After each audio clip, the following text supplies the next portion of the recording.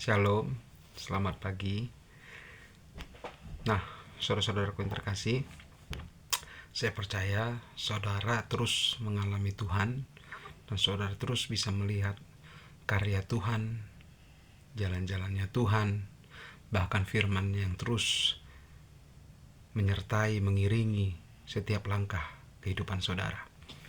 Nah, saudaraku yang terkasih, hari ini saya ingin membahas tentang satu cara atau satu keadaan yang bisa ditimbulkan oleh karena satu dasar, yaitu kerajinan, ya. Orang yang rajin pasti berhasil. Nah, saya ulangi lagi. Orang yang rajin pasti berhasil. Tidak ada keraguan di situ. Orang rajin pasti berhasil.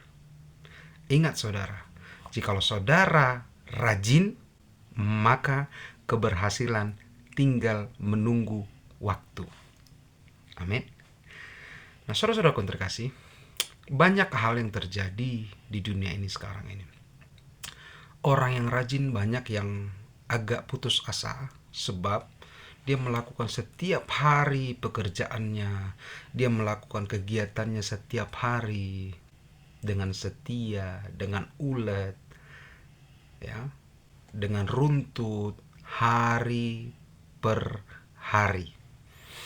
Akan tetapi, ya, kehidupannya serasa tidak meningkat. Kehidupannya serasa tidak mempunyai masa depan yang membaik. Dia hanya seperti merasa bahwa hidupnya akan seperti itu sampai akhir hayatnya. Nah, firman ini cocok untuk kamu, ya. Firman ini cocok untuk saudara yang merasakan bahwa hidup ini sepertinya biasa-biasa saja. Ketika saya melakukan satu pekerjaan ini, maka pekerjaan inilah yang setiap hari saya lakukan. Walaupun kehidupan yang saya alami tidak meningkat. Mungkin ya cukup untuk kehidupan saya, tetapi tidak ada sesuatu yang membuat saya bersuka cita ataupun bangga ataupun merasa ini sesuatu yang harus terus dikerjakan.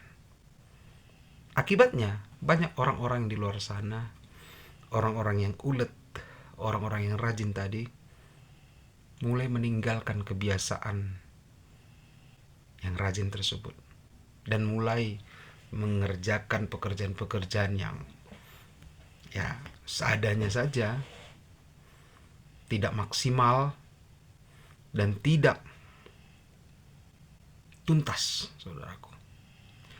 Padahal firman Tuhan mengatakan, saudara-saudaraku yang terkasih, dalam Amsal pasal 21 ayat yang kelima.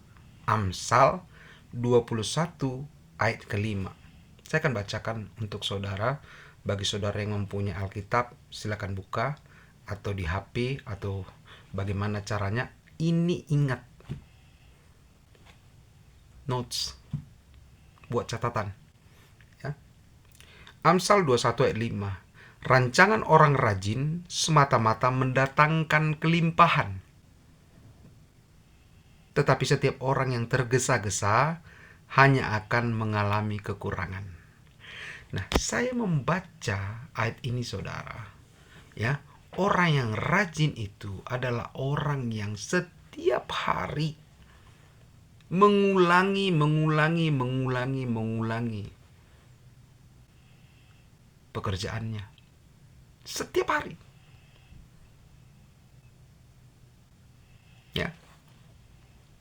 Itu menjadi satu kebiasaan. Contoh, orang yang sering bangun pagi, ya kita katakan saja jam 5 pagi. Dia bangun jam 5 pagi, saudara. Hari ini dia bangun jam 5 pagi. Besok dia bangun jam 5 pagi. Lusa dia bangun jam 5 pagi. Itu terus runtut, saudaraku yang terkasih. Itu terus terjadi dalam kehidupannya. Nah, saudaraku yang terkasih, itulah yang disebut orang yang rajin. Pak, orang yang rajin itu kalau saya lihat di rumah saya adalah mereka yang pembersih, contoh kita bilang, katakan gitu, pembersih.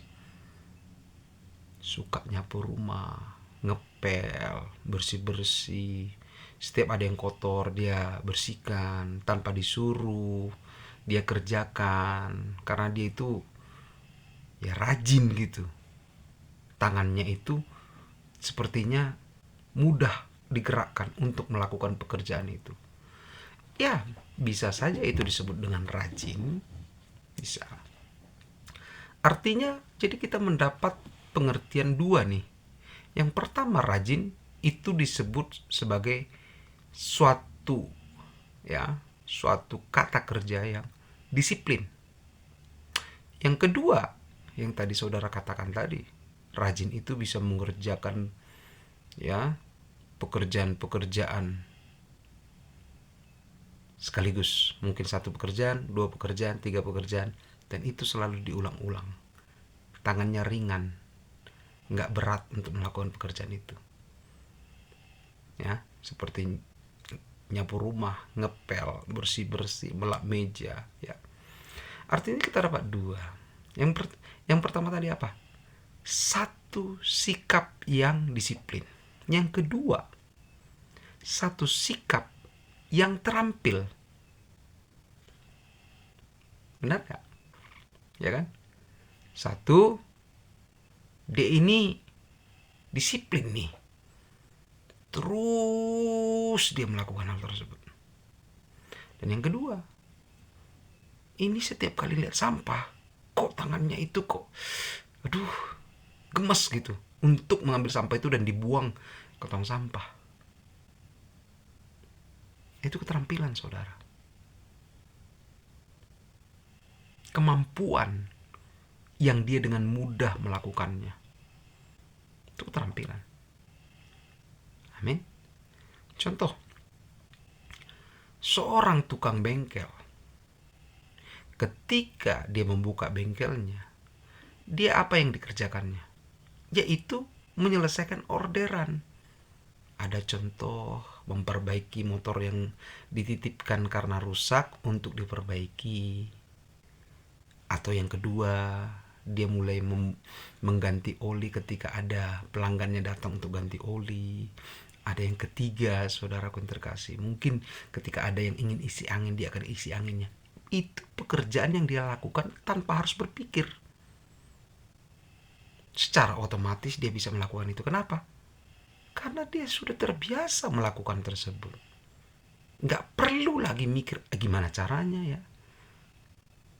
Nggak perlu ada drama ya kan. Aku nggak pede deh untuk buka bengkel ini. Ya, nggak perlu ada drama yang seperti itu. Amin. Nah, saudaraku yang terkasih, jadi ciri orang yang rajin adalah terampil, disiplin. Amin. Ya mungkin masih ada lagi pengertian yang baru yang saudara bisa sebutkan. Silakan aja tulis di komentar. Nggak masalah ya. Itu menambah ya kebijaksanaan kita, kekayaan akan ilmu kita, akan pemahaman kita, pengertian kita, dan itu akan memberkati kita semua. Tapi saya akan fokus pada kedisiplinan. Yang kedua, keterampilan, saudara. Nah, jadi saudaraku yang terkasih, orang yang sukses artinya adalah orang yang mampu melakukan satu pekerjaan dengan berulang-ulang kali.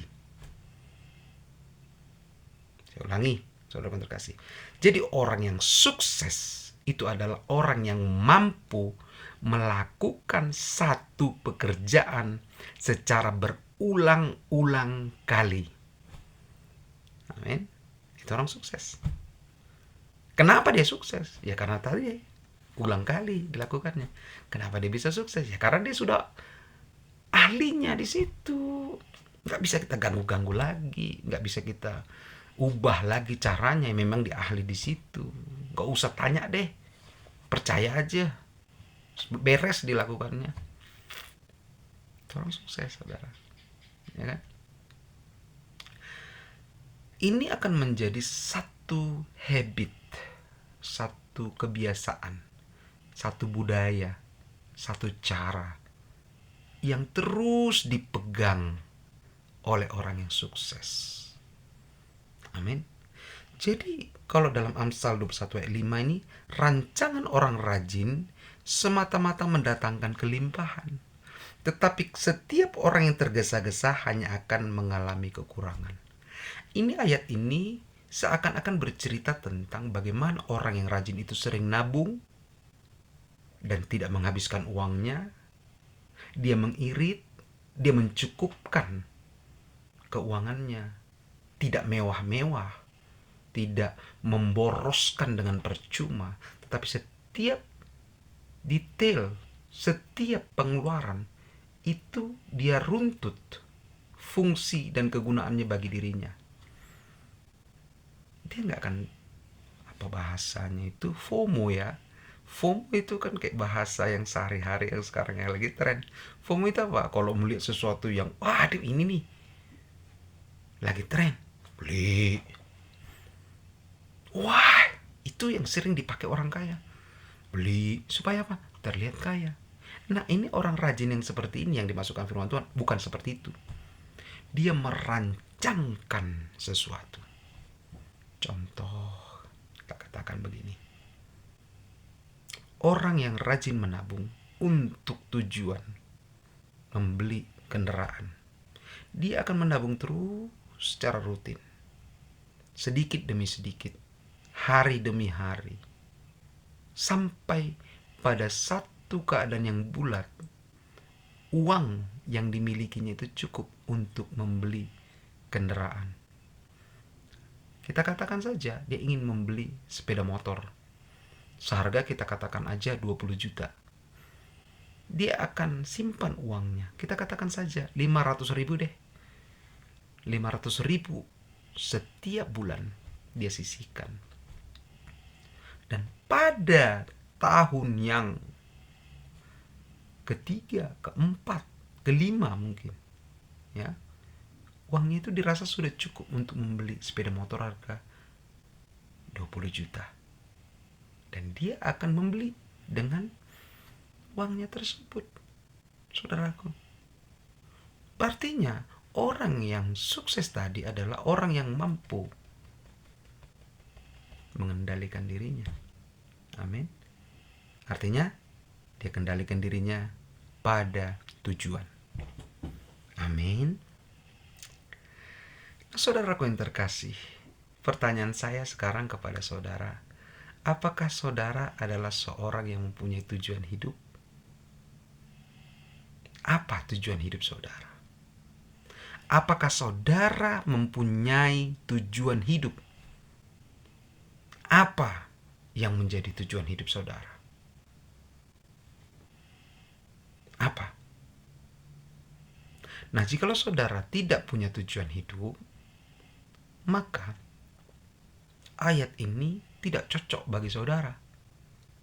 Dan kalaupun saudara misal mendengarkan firman ini dan kemudian mulai terpikir nih, aku harus membuat tujuan hidup. You're the best. Kamu yang terbaik dari semua murid. Amin. Karena kamu bisa menangkap apa yang esensi yang penting untuk kehidupanmu. Saudaraku, banyak yang mendengarkan firman Tuhan, tetapi sedikit yang melakukan. Karena merasa itu tidak penting, tidak pada poros tujuan mereka. Nah, bagi saudara yang merasa ini penting, dan saudara merasa aku harus punya tujuan, aku harus punya rancangan, maka saudara adalah orang hebat. Dan bagi saudara yang sudah punya tujuan, tetapi yang lemah, putus asa, mungkin mulai kendor nih ya, saudara diingatkan kembali untuk firman ini. Kuatlah. Jadilah kuat. Jadilah orang yang bertujuan. Rancangkan kembali kehidupanmu. Jangan sia-siakan. Jangan mau digoncang dengan keadaan. Jangan mau terganggu dengan suara-suara yang sumbang. Karena suara-suara sumbang itu tidak bertanggung jawab untuk hidupmu. Kau bertanggung jawab untuk hidupmu sendiri. Bukan orang lain, bukan suara. Amin. Kalau kau berhasil, engkau akan menikmati sendiri. Dan kalau kau berhasil, saudaraku yang terkasih, engkau bisa menjadi berkat bagi orang lain. Amin.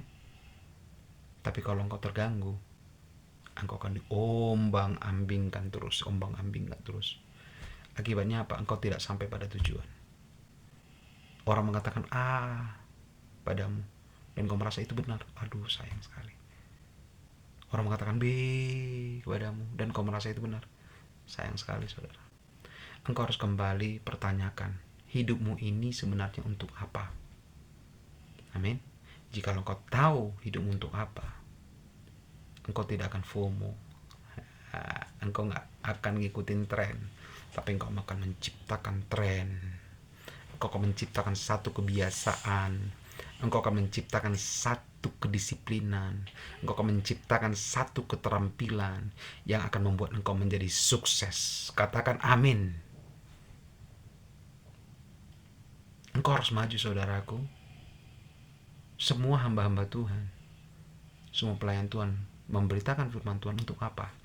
Supaya umat Tuhan diberkati, supaya umat Tuhan dilengkapi, supaya umat Tuhan diingatkan kembali. Itu fungsi hamba Tuhan.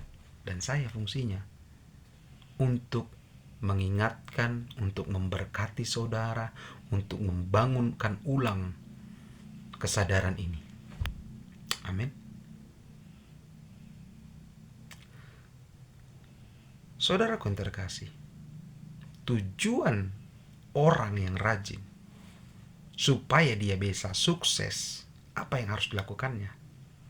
Dia harus menggantungkan satu tujuannya kepada nilai, saudaraku yang terkasih. Apa nilai yang harus dipegangnya? Amin. Nah, Amsal 21 ayat 21. Siapa yang mengejar kebenaran dan kasih akan memperoleh kehidupan, kebenaran, dan kehormatan. Ciri orang sukses, dia mempunyai kehidupan yang enak. Dia mempunyai kebenaran. Apapun yang dikatakannya benar. Betul gak?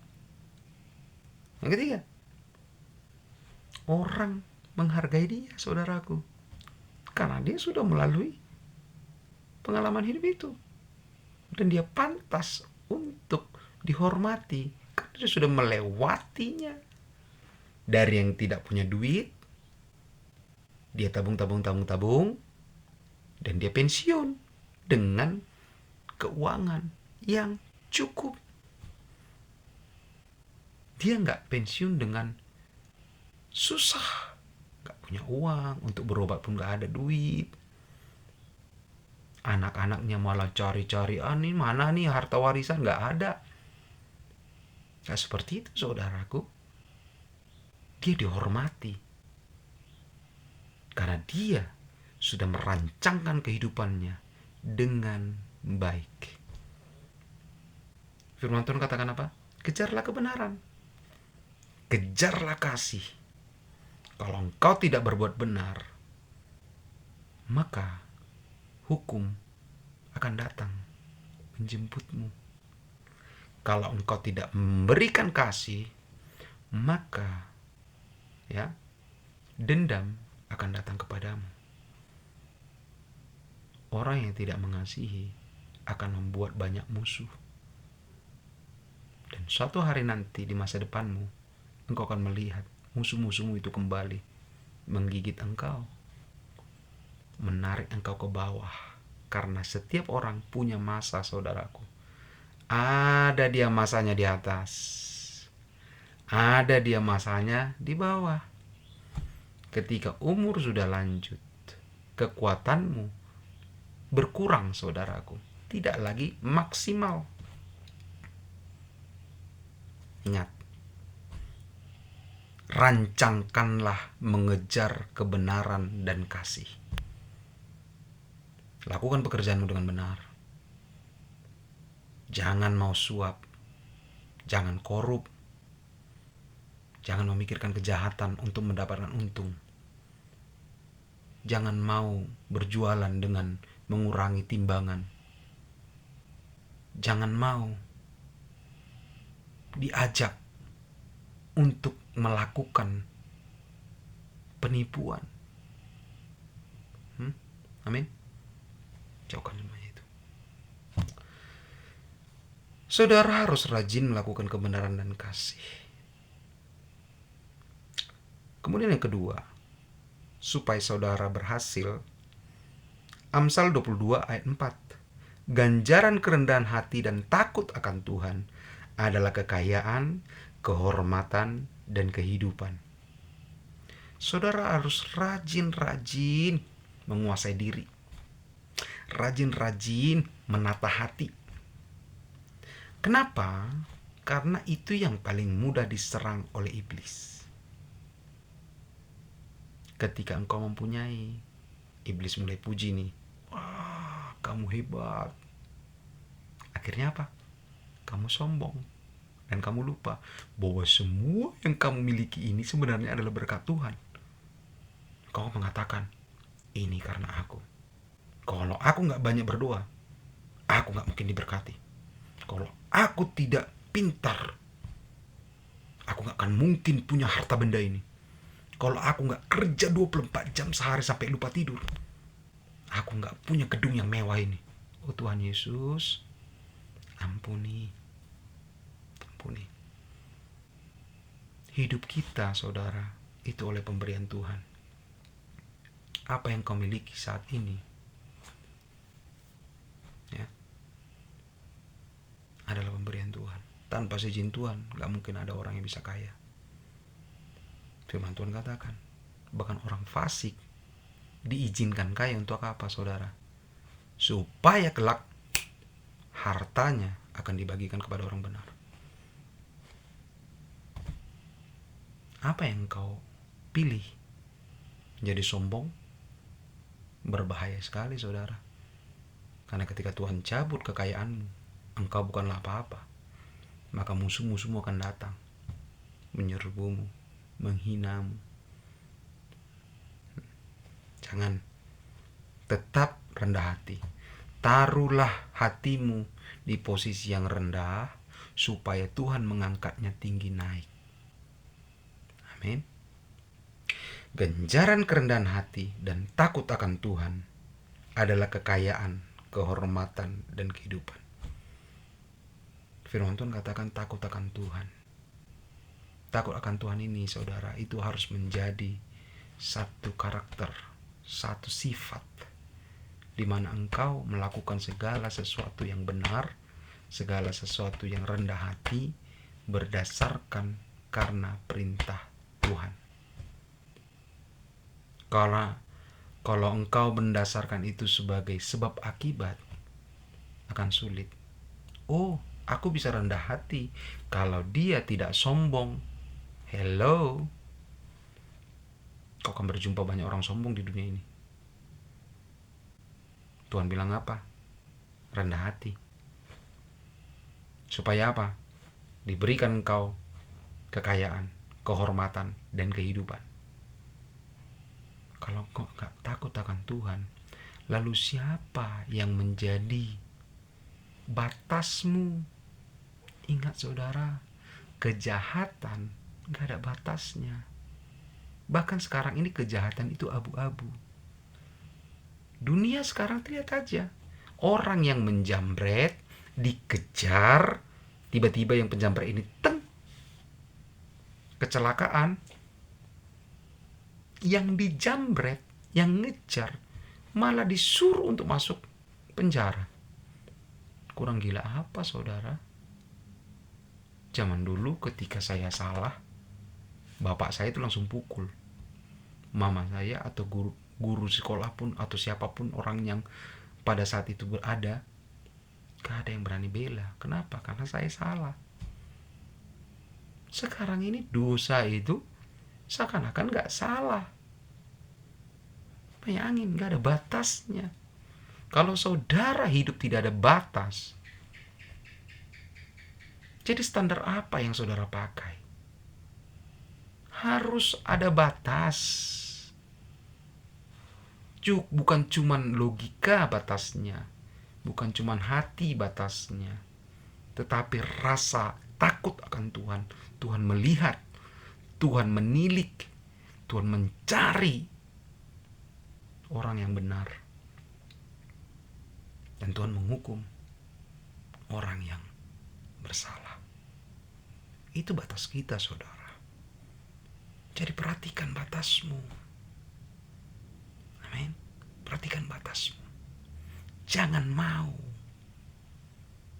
hidup bebas tanpa batas. Berbahaya. Jadi itu, saudara. Yang pertama tadi, rajinlah berbuat yang benar. Rajinlah mengasihi. Yang kedua, rajinlah rendah hati. Rajinlah takut akan Tuhan. Amin. Itu yang akan menjadi role model, standar engkau bisa sukses. Amin. Nah, saudaraku, jika engkau bisa melakukan hal ini, ingat ada dalam kitab Amsal, saudaraku,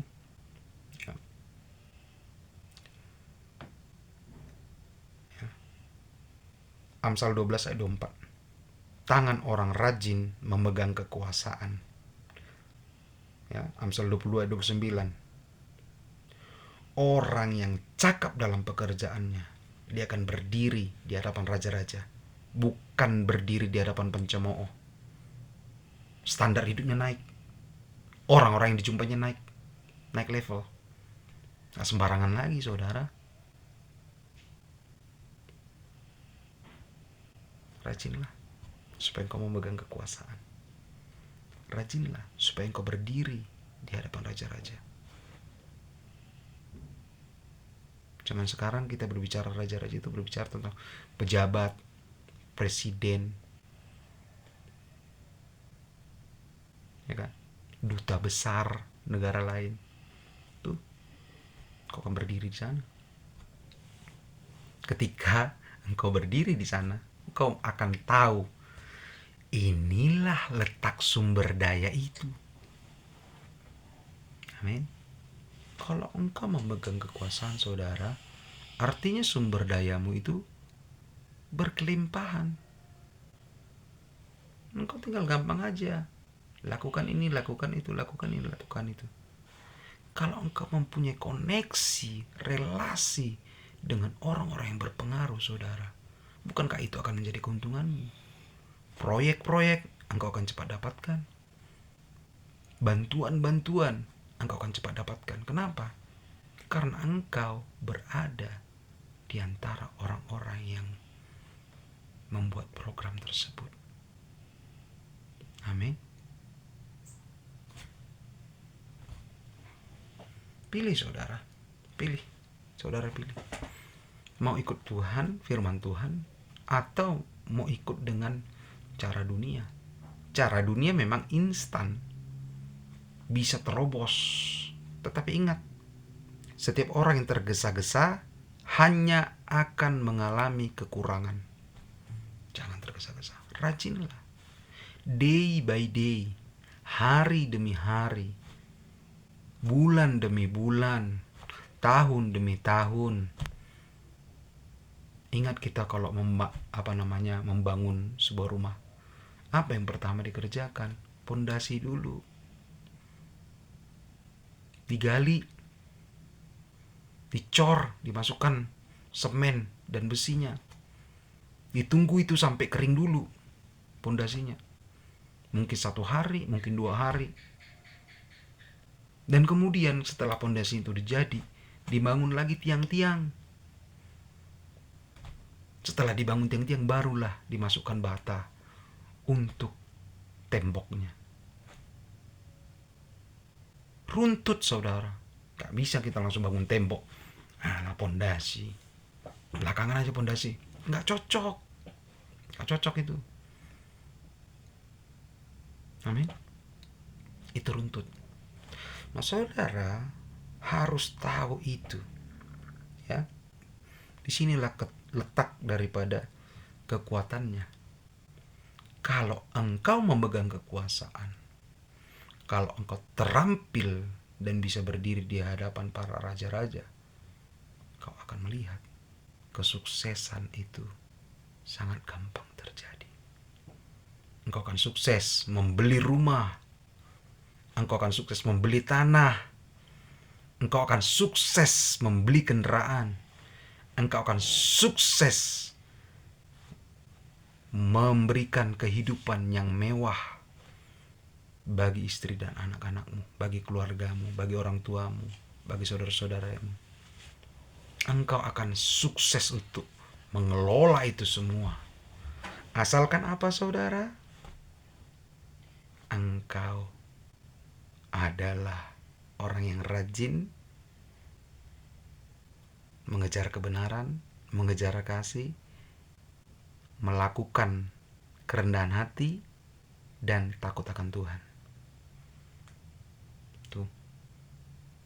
Maka engkau akan diangkat Tuhan naik pada satu posisi, pada satu jabatan yang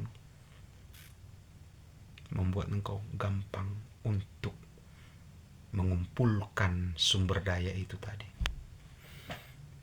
Tuhan Yesus memberkati saudara. Ingat, rancangan orang rajin semata-mata mendatangkan kelimpahan. Tetapi setiap orang yang tergesa-gesa akan mengalami kekurangan. Jangan mau tergesa-gesa. Jangan mau kekurangan, saudara. Kejarlah berkat Tuhan. Kejarlah Tuhan. Kejarlah firman-Nya. Lakukanlah yang benar. Mengasihilah engkau. Rendah hatilah engkau. Dan takutlah akan Tuhan walaupun tidak ada yang melihat engkau, saudaraku. Amin.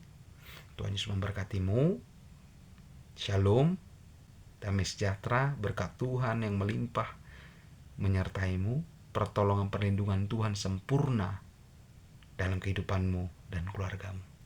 Amin. Haleluya.